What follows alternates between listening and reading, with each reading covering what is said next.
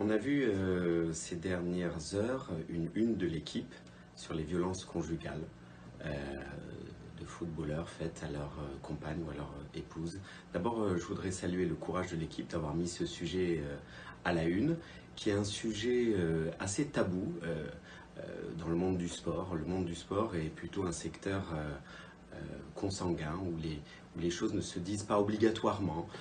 On l'a vu par exemple avec la campagne Balance ton port ou MeToo, très peu de choses sont sorties dans le monde du sport. Donc d'abord saluer le travail des journalistes de l'équipe d'avoir mis en lumière cette problématique et puis pouvoir rappeler quand même que la violence historiquement est intrinsèque au monde du sport. On est dans un secteur qui, certains historiens ou psychologues ou philosophes se substituent finalement à la violence. Une fois que l'on a dit ça, on doit quand même réagir à cette actualité qui finalement se retrouve dans nos équipes de France et nos joueurs préférés qui iront même en Russie dans les semaines à venir.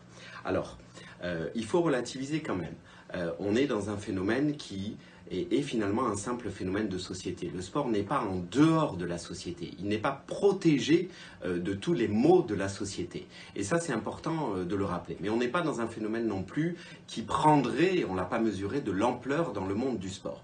Mais il faut le remarquer et le traiter, et pour cela, on a quand même quelques petites recommandations que l'on porte dans notre think tank depuis quelques temps, en particulier en termes d'éducation, de formation.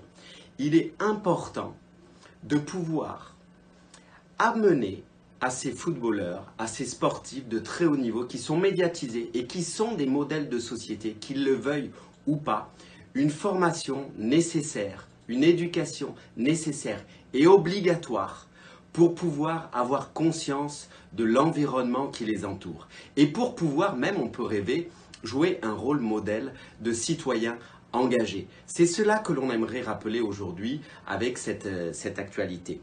On espère véritablement que les instances du sport ne fermeront pas les yeux sur cette problématique et pourront justement s'en saisir pour pouvoir amener aux sportifs les outils pour qu'ils jouent un rôle important dans la société et un rôle pour les générations à venir en termes d'exemplarité.